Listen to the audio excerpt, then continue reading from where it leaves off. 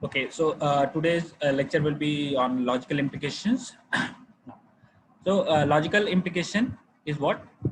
It is an implication, a type of implication which is a tautology. ठीक है, tautology आपको already पता है क्या होता है, कोई ये भी एक्सप्रेशन जिसके सारे पॉसिबल असाइनमेंट ट्रू होंगे, सत्य होंगे. ठीक है, which is called, it is then called a logical implication. ठीक है, कोई भी implication या कोई भी nested implication, लास्ट लेक्चर में मैंने आपको nested implication भी बताया है. If you have gone through the lectures that I shared with you yesterday, so nested implication या कोई भी एक्सप्रेशन जो implication के फॉर्म में है at the outside या एक लार्जर एंड में कहें कि वो एक implication है. जैसे कि आपको एग्जांपल में दिख रहा है P, तो आपने देखा हुआ है P इज जो भी आपका left side of the implication, और उसका एंटेलमेंट क्या है, P और Q. ठीक है, ये चीज आपको दिख रही है. सो अगर हम लार्जर सेंस में बोले तो विच इज, हम इसको कैपिटल P से डिनोट कर देते हैं left side. P is employing Q, हम इसको capital. Now Q is a expression containing some other sub expression और composition of some other expression. ठीक है, इसमें से क्या है, P अपने आप में एक एक्सप्रेशन है, Q अपने आप में एक एक्सप्रेशन है, and they are joined with an additional operator that is disjunction. ठीक है, तो सिंपलर सेंस में कहें तो हमें कोई भी ऐसा इम्प्लीकेशन लॉजिकल इम्प्लीकेशन कहा जाएगा जो कि एक टॉटोलॉजी है. ठीक है, अब मुझे आप ये देख के बताइए, क्या ये एक्सप्रेशन टॉटोलॉजी है?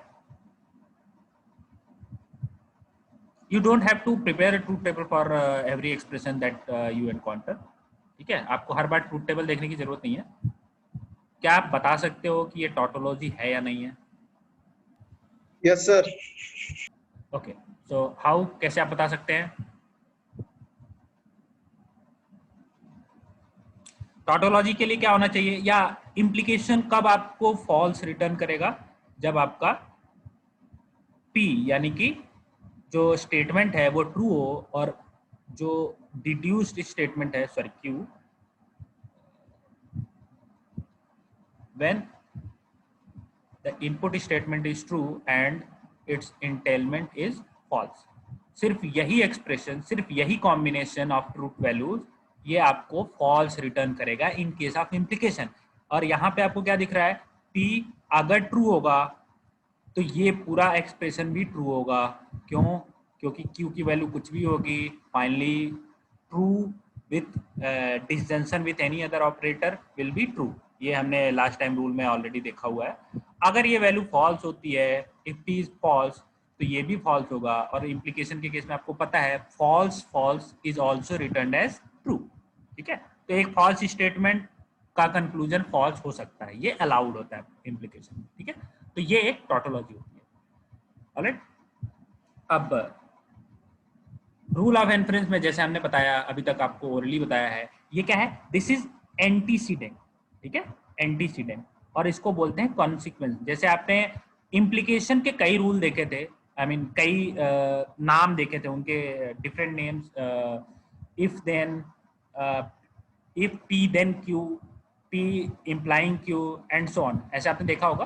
तो लॉजिकल इन्फ्रेंस में, थ्योरम प्रूविंग में और लॉजिकल डिडक्शन में जो टर्म्स यूज होते हैं वो यहाँ पे आपके सामने लिखा हुआ है. तो जब भी हम रूल ऑफ इन्फ्रेंस यूज करेंगे तो इम्प्लीकेशन के लिए P को हम एंटीसीडेंट और Q को कॉन्सिक्वेंस कहा जा सकता है, या थ्योरम प्रूविंग के केस में कहें तो P को एज अ हाइपोथेसिस कह सकते हैं और Q को एज अ कंक्लूजन कह सकते हैं, या फिर P को प्रीमाइस कह सकते हैं और Q को कंक्लूजन कह सकते हैं. ठीक है, तो आपने थ्योरम देखा होगा या साइंटिफिक मेथड देखे होंगे. वैज्ञानिक विधि में क्या होता है, पहले आप हाइपोथेसिस देते हो, है ना, फिर उसके बाद प्रैक्टिकल करके उसको कंक्लूड करते हो, आइदर विद सम एक्सपेरिमेंट या फिर उसको लॉजिकली जो ऑलरेडी थ्योरम्स हैं आपके सामने उसकी हेल्प से प्रूव करने का प्रयास करते हैं, है ना. तो जो भी प्रूव करना होता है वो उसके लिए आप हाइपोथेसिस यूज करते हो और फाइनली आपका कंक्लूजन आता है. इसका मतलब आपको काफ़ी सारी चीज़ें जो प्रूव करनी है उसके लिए जो भी आपको आर्गुमेंट देने हैं वो आप लेफ्ट साइड में रखोगे और फाइनली उन सारे आर्गुमेंट का जो कंक्लूजन होगा वो आपके राइट साइड में होगा, ठीक है। तो this is very straight forward, मुझे नहीं लगता इसमें आपको बहुत ज़्यादा कुछ सोचने या दिमाग लगाने की जरूरत है, ठीक है। Now a general form of reference would be like this, ठीक है ना। अब इसका मतलब क्या है कि मान लो कोई आपका कंक्लूजन है या कोई थ्योरम है, ठीक है। जैसे कोई भी थ्योरम आप फॉर एग्जांपल ले सकते हो, कोई भी मैथ का थ्योरम ले सकते हैं, ठीक है। तो आपने काफी सारे ऐसे प्रॉब्लम देखे होंगे जिसमें आपको ऑलरेडी प्रूव्ड थ्योरम्स का इस्तेमाल करना होता है, नहीं, ये मेरे ख्याल से सभी ने देखा होगा। आप फॉर्मल प्रूफ जब भी आप सिंपल मैथमेटिक्स में कोई प्रूफ करते हैं तो आपने देखा होगा आपको ये कुछ चीज प्रूव करनी है या कोई आउटकम फाइंड आउट करना है। तो कभी कभी क्या होता है कि सिर्फ एक थ्योरम का यूज करके और कुछ लॉजिकल आर्गुमेंट, एडिशनल आर्गुमेंट देके हम चीजों को प्रूव कर पाते हैं। कुछ कुछ प्रॉब्लम्स में क्या होता है कि हमें मल्टीपल थ्योरम्स का यूज करना पड़ता है, ठीक है। तो this is exactly like that, ठीक है। इसका मतलब कोई प्रूफ है, ठीक है। अगर उसमें एक से ज्यादा थ्योरम्स की जरूरत पड़ रही है तो उसका कंपोजिशन कुछ इस प्रकार से होगा, ठीक है।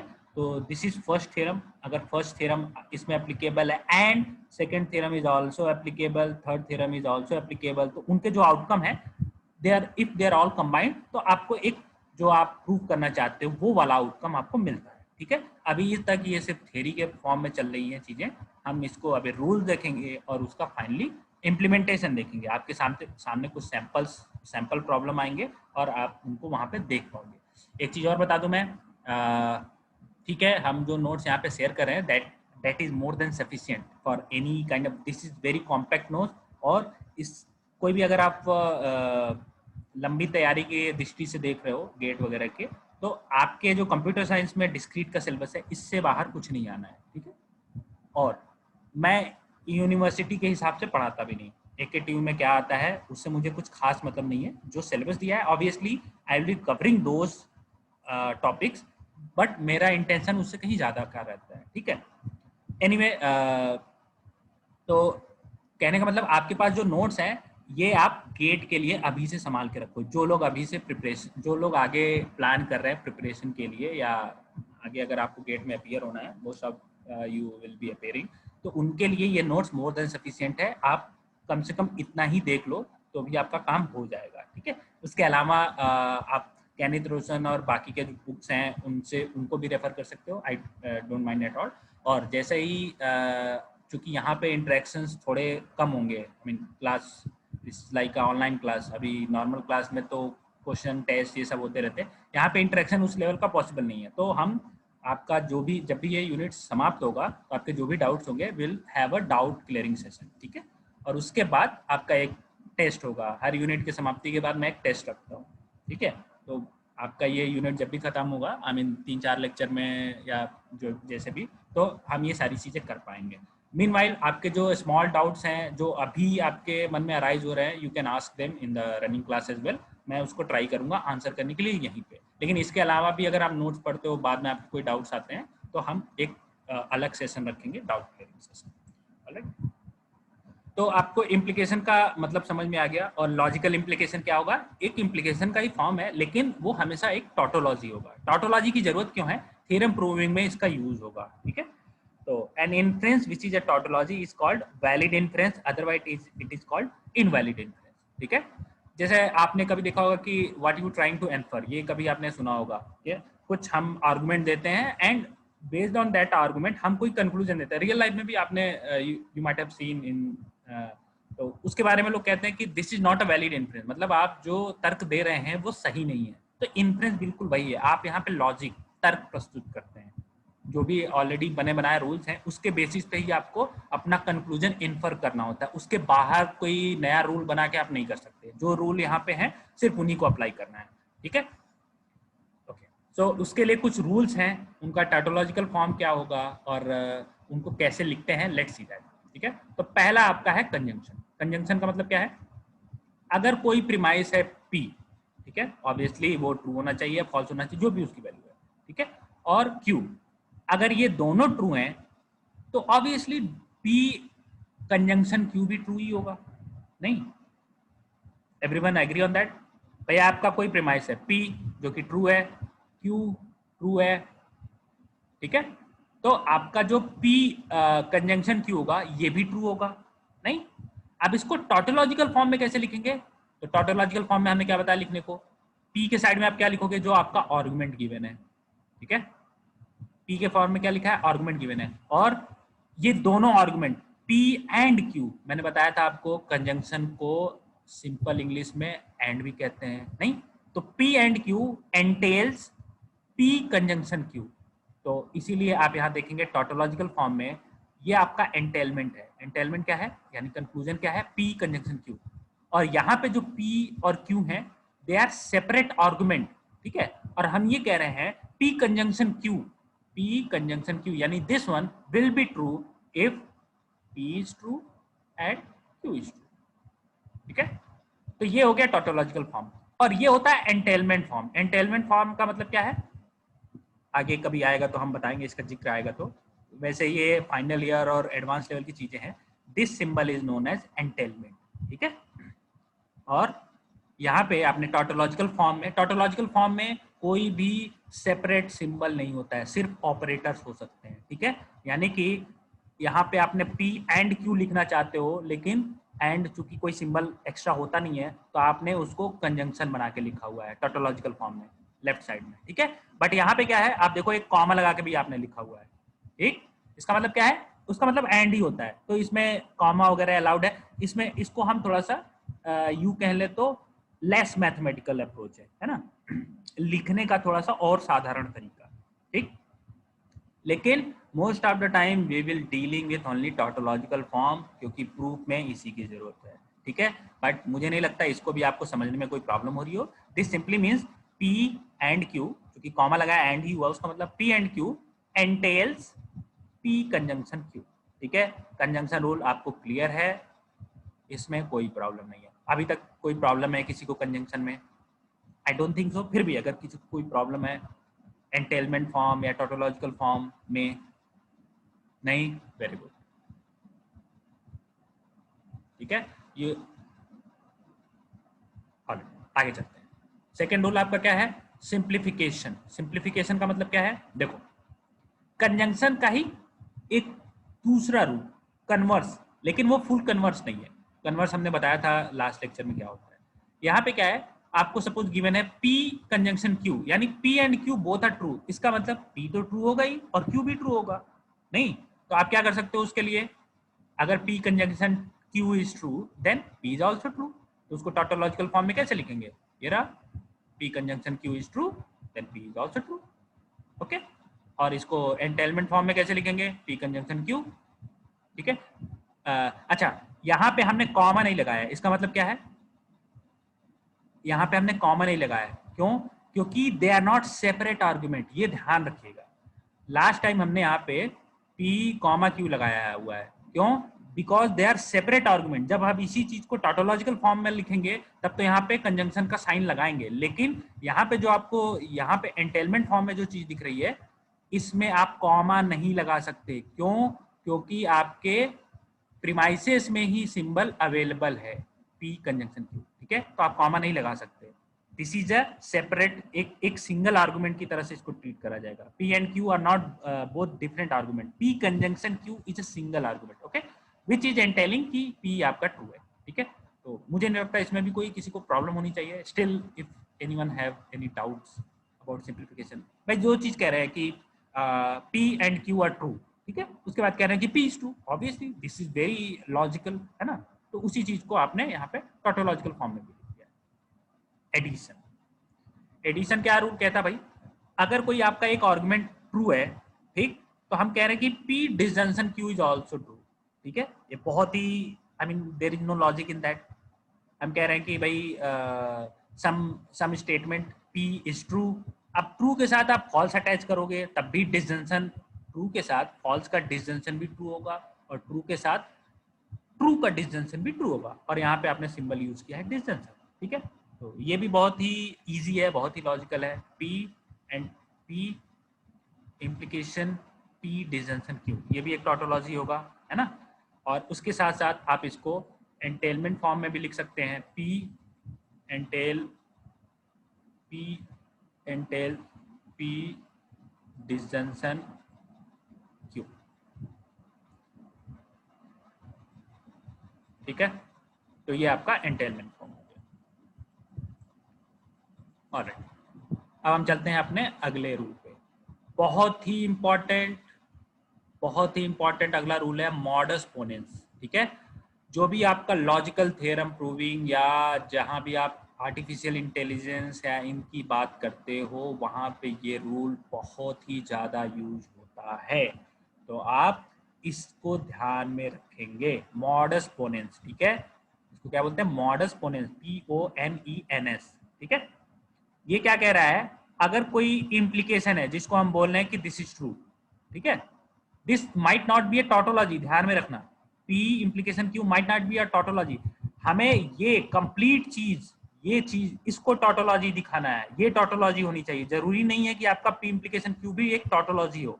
ठीक है, तो अगर P इम्प्लीकेशन Q कोई एक आर्गुमेंट है और वो कह रहे हैं कि उसका आउटकम ट्रू आ रहा है, ठीक है, मतलब P और Q की कुछ ऐसी वैल्यू है कि वो आउटकम ट्रू आ रहा है, उसके साथ हम कह रहे हैं कि P भी ट्रू है।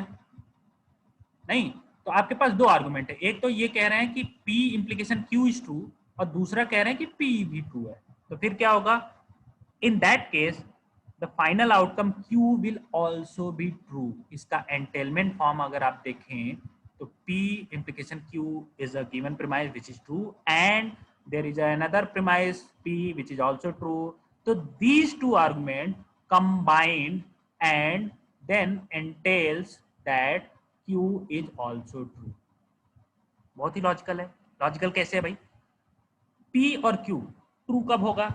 सिर्फ ट्रू फॉल्स वाले असाइनमेंट को छोड़ के, सिर्फ ट्रू फॉल्स वाले असाइनमेंट को छोड़ के इसका हर एक असाइनमेंट जो होगा वो ट्रू वैल्यू देगा हमें, नहीं। और हम कह रहे हैं कि P ट्रू है, इसका मतलब Q तो ट्रू हो ही नहीं सकता, सॉरी Q फॉल्स हो ही नहीं सकता। क्यों? क्योंकि आप पहले ही कह चुके हो कि P implication Q is true और उसके साथ में आप कह रहे हैं P ट्रू है, इसका मतलब Q तो फॉल्स हो ही नहीं सकता, क्योंकि अगर Q फॉल्स होता तो ये फर्स्ट वाला आर्गुमेंट भी तो आपको फॉल्स होता ना भाई। ठीक है, तो हम कह रहे हैं P implication Q is true और साथ में कह रहे हैं P भी ट्रू है, इसका मतलब Q डेफिनेटली ट्रू होगा और कोई पॉसिबल असाइनमेंट ही नहीं है इसका Q का, है ना। तो अगर फिर आपका एंटेलमेंट फॉर्म ऑलरेडी लिखा हुआ है, इसकी हेल्प से आप टोटोलॉजिकल फॉर्म इजीली लिख सकते हो। तो उसमें क्या होगा? यहाँ पे देखिए ब्रैकेट क्यों लगाया गया है? ब्रैकेट इसलिए लगाया गया है टू डिस्टिंग्विश दिस, ठीक है, ब्रैकेट इसलिए लगाया गया है to treat this entire thing as a separate premise, है ना। तो ये एक प्रीमाइस हो गया, ये एक प्रीमाइस हो गया, और जैसा कि आपको पता है अगर मल्टीपल प्रीमाइसेस हैं तो क्या होता है, उनको कंजंक्शन से ज्वाइन करते हैं, इनको कंजंक्शन से ज्वाइन करेंगे यहाँ पे, और फाइनल जो होगा उसको भी आप ब्रैकेट यहाँ लगा सकते हो या नहीं लगा सकते हो, हमने सेफ्टी के लिए ब्रैकेट लगा दिया है। And this finally एंटेल्स Q is true. ठीक है, तो मॉडस पोनेंस में किसी को कोई प्रॉब्लम है? Anyone having any doubts about modus पोनेंस?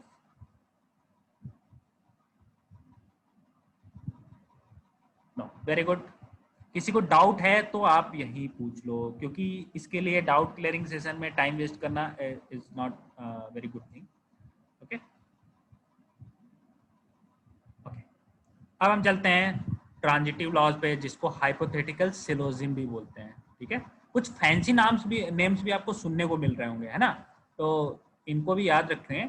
और जब हम इसको यूज करेंगे फॉर रेफरेंस तो आप इन रूल्स को साइट करोगे। जब भी आप अपने आर्गुमेंट को एक फॉर्म से दूसरे फॉर्म में लेके जाएंगे तो बाय व्हाट रूल्स आपने ये चेंजेस करे हैं वो आपको मेंशन करना पड़ता है। ठीक है, तो आप इसको ट्रांजिटिव रूल भी कह लो या हाइपोथेटिकल सिलोजिज्म भी कह लो। वो ये कहता है कि अगर P implication Q is true है, ये कोई प्रीमाइस है जो ट्रू है, और कह रहे हैं कि Q इम्प्लीकेशन R भी कोई प्रीमाइस है जो ट्रू है, तो फाइनल क्या होगा? फाइनल आउटकम में P implication R will also be true. ठीक है, तो आप इसको अगर क्लियरली ऐसे समझ में नहीं, आप ऐसे देखो भाई, समथिंग कोई कंक्लूजन है Q जो हमें P से मिल रहा है, उसके साथ कह रहे हैं कि Q कुछ कोई नया कंक्लूजन इन्फर कर रहा है इनटू R, तो फाइनली हम ये कह सकते हैं indirectly R P is referring to R। ठीक है, तो दिस इज ट्रांजिटिव रूल और हाइपोथेटिकल सिलोजिज्म, ठीक है। इसका एंटेलमेंट फॉर्म मुझे नहीं लगता लिखने की जरूरत है, लिखूंगा तो मुझे काफी मेहनत करनी पड़ेगी ऑन दिस स्प्रेडशीट। तो मैं बोल देता हूँ ऐसे ही, this first thing comes here, ठीक है, उसके बाद कॉमा लगाएंगे, then second thing this one comes here, ठीक, कॉमा बंद, और फाइनली उसको एंटेल करेंगे बाय दिस थिंग, ठीक है। तो ये इसका एंटेलमेंट फॉर्म होगा और टोटोलॉजिकल फॉर्म या प्रूफ फॉर्म आपके सामने लिखा हुआ है, ठीक है। तो अब तक आपको चीजें समझ में आ गई होंगी, अब तक up to hypothetical syllogism, ठीक है। Now moving on, modus tollens, this is a complementary rules of modus ponens, ठीक है। modus ponens का complementary rule है जो ये इन्फर करता है अगर P implication Q एक given premise है और ये कह रहे हैं कि negation of Q is true, इसका मतलब क्या है, negation of Q is true, इसका मतलब Q is false, ठीक। तो P implication Q ट्रू है लेकिन Q फॉल्स है, इसका सीधा सीधा मतलब ये हो गया कि P भी फॉल्स होगा। अगर आप मॉडस पोनेंस की यानी इम्प्लीकेशन का ट्रू वैल्यू देखोगे तो क्या होता है, सिर्फ एक ही कॉम्बिनेशन होता है ना जो ट्रू फॉल्स के केस में आपको ओवरऑल फॉल्स रिटर्न करता है, ठीक है, ठीक। लेकिन हम ये कह रहे हैं कि दिस असाइनमेंट इज ट्रू, है ना, मतलब ये असाइनमेंट ट्रू है, इसका मतलब क्या है, और साथ में ये भी कह रहे हैं कि negation of Q is true, इसका मतलब negation of Q is true, इसका मतलब क्या है, Q is false.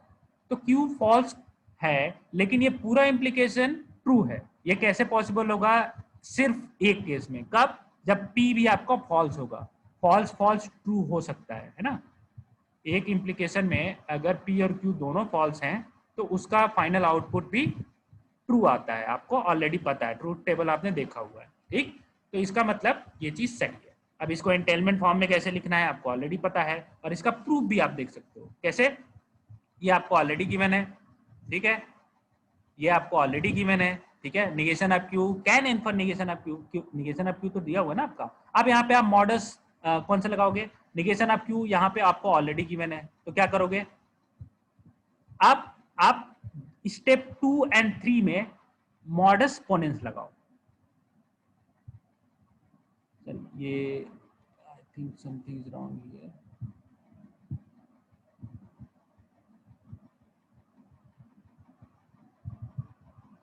negation of P implies, just one, negation of P,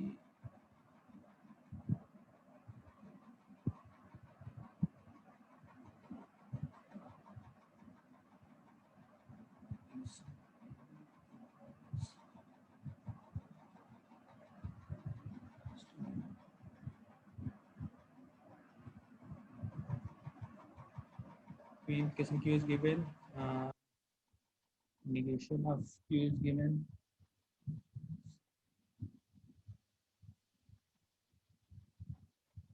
so I think something is wrong in here, okay, मैं इसका correct proof आपको next, yes sir वहाँ पे second में सब फर्स्ट का कॉन्ट्रा पॉजिटिव लिख सकते हैं ना, not Q implies not P, फिर उससे हो जाएगा। ओके, सो आई थिंक या करेक्ट, तो एक्चुअली यहाँ पे पी होना चाहिए, मैंने लिखा ही गलत था, तो I was a bit confused, ठीक है। तो आपने ओके वेरी गुड, हुआ that, identify yourself, Muskan Verma. Okay very good Muskan, ठीक है। तो इसका मतलब आप लोग प्रीवियस लेक्चर भी पढ़ते हो, देखते हो, ओके, तो that's very nice to hear, ठीक है। तो आपने इसका कंट्रा पॉजिटिव लिखा है, ठीक है, इसीलिए बोलते हैं रूल्स भी मेंशन करना जरूरी होता है। मैंने यहाँ पे नोट्स बनाते समय यहाँ पे कंट्रा पॉजिटिव रूल नहीं लिखा है, ठीक है, इसलिए, और मैंने ये चीज गलत भी लिखी थी, तो आई वाज बिट कंफ्यूज कि ये कैसे आ गया, ओके। अब यहाँ पे आपको इम्प्लीकेशन गिवन है, उसका कंट्रा पॉजिटिव गिवन है, और आपको निगेशन ऑफ क्यू भी गिवन है, आप निगेशन ऑफ पी प्राप्त कर सकते हो, ठीक है। तो मॉडस को, तो बेसिक रूल्स जो थे आप उन्हीं रूल्स का, जैसे हम थ्योरम प्रूविंग में यूज करते हैं, जो ऑलरेडी प्रूव थ्योरम है उनको हम हर बार थोड़ी प्रूव करते हैं, जो ऑलरेडी प्रूव थ्योरम है विल यूज देम और उनसे हम नए थ्योरम प्रूव करते हैं, ठीक है। तो दिस यहाँ पे ये चीज कुछ ऐसी, ओके, अच्छा। फाइनली आपका आता है डिसजंक्टिव सिलोजिज्म, ठीक है। डिसजंक्टिव सिलोजिज्म क्या कहता है आपका, हम ये कह रहे हैं कि P disjunction Q is true, साथ में हम ये भी कह रहे हैं P इज फॉल्स, यानी कि negation of P is true. इसका मतलब क्या है, इसका मतलब क्या है, P disjunction Q is true, लेकिन हम ये कह रहे हैं कि P डेफिनेटली फॉल्स है। इसका मतलब क्या है, Q डेफिनेटली ट्रू है। अब आप इसको using mathematical, using logical inference आप इसको प्रूव भी कर सकते हो, ठीक है। तो कैसे कर सकते हैं, ये आपका गिवन है, ठीक। आपका ये चीज भी गिवन है जो आपने स्टेप 3 में कॉपी कर दिया, और स्टेप 2 को हमने कैसे प्राप्त किया हुआ है, using law of implication. Law of implication simply क्या कहता है, इस चीज को हमने इम्प्लीकेशन के फॉर्म में ला दिया, ठीक। अब उसके बाद हमने इन दोनों चीजों पर मॉडस पोनेंस लगा दिया, सॉरी मॉडस टोलेंस लगा दिया, फिर आपको क्यू एज आउटकम नहीं। तो आप सिंपल रूल्स को भी आप चाहें तो मैथमेटिक ये लॉजिकल इन्फ्रेंस के थ्रू प्रूव कर सकते हैं। फाइनली आपका आता है दो और बचे हुए हैं, one is conditional proof. Conditional proof क्या है, ये आपने देखा हुआ है इसको, ठीक है। एक्सपोर्टेशन लॉ, कल जो लेक्चर शेयर किया था, आई थिंक ये वही है, नहीं तो उसको हमने प्रूफ किया था, वो तो आपको दिख गया होगा, एक्सपोर्टेशन लॉ है ना, देखो यहाँ पे यूज भी किया हुआ है on two, exportation law on two, ठीक है। तो अगर आपको नेस्टेड इम्प्लीकेशन आता है, ठीक, तो आप इस चीज को डायरेक्टली एक्सपोर्टेशन लॉ से भी रख सकते हो, या आप चाहें तो एक्सपोर्टेशन लॉ को पहले फिर यहाँ पे प्रूव करो और फिर आप अपना आउटकम लेके जाओ, ठीक है। तो आपको दो चीजें गिवन है, दिस इज गिवन, इसका मतलब ये ट्रू है, और दिस इज ऑल्सो गिवन, इसका मतलब ये भी आपको ट्रू है पता है, फिर आपको आर निकालना है, ठीक है। तो उसके लिए क्या स्टेप्स हैं, एक्सपोर्टेशन लॉ से आपने सीधे P conjunction Q and first R using exportation law, और ये आपको ऑलरेडी गिवन है दिस वन, तो यूजिंग मॉडस पोनेंस आपने R एज अ कंक्लूजन प्राप्त कर लिया, ठीक है। तो दिस वाज वेरी इजी। और फाइनली आपका एक बहुत ही इंपॉर्टेंट रूल है रेजोल्यूशन, ठीक है। रेजोल्यूशन, उसमें क्या कह रहे हैं कि आपके पास दो आर्गुमेंट हैं, डिसजंक्टिव आर्गुमेंट। एक में कह रहे हैं कि P disjunction Q, P disjunction Q is true, एक में हम कह रहे हैं कि negation of P disjunction R is true. दोनों में क्या कॉमन है, P, ठीक। एक में P डायरेक्टली अपीयर हो रहा है, एक में इट्स निगेशन यानी P का निगेशन अपीयर हो रहा है, और उन दोनों ही केसेस में दो डिफरेंट वेरिएबल हैं, ठीक है। तो आप इन दोनों को कंबाइन कर सकते हो and simply can say Q disjunction R is true, ठीक है। कैसे, लॉ तो बहुत, ये देखने में तो काफी इजी लग रहा है, आप इसको चाहो तो ऐसे भी प्रूव कर सकते हैं, ठीक है। कैसे कर सकते हैं, क्योंकि ये दोनों चीजें गिवन है, तो आप इसको नॉर्मली कंजंक्शन में रख सकते हो, फर्स्ट रूल ऑफ इन्फ्रेंस लगा दिया कंजंक्शन, ठीक है। मतलब आप दोनों आर्गुमेंट को एक साथ लेके आ गए, जब एक साथ लेके आए तो आपको साफ साफ दिख रहा है, एक तरफ P है, सॉरी यार देखो ये बहुत छोटा हो गया, वेरी स्मॉल, एक तरफ P है और एक तरफ निगेशन ऑफ P है, आप इन दोनों को एक साइड में लेके आओ, एक ब्रैकेट में लेके आओ, ठीक है। और दोनों का जब आप कंजंक्शन लोगे तो ये वैल्यू क्या निकल के आएगी, फॉल्स, नहीं। If P and negation of P, इन दोनों का आप कंजंक्शन लोगे तो वैल्यू क्या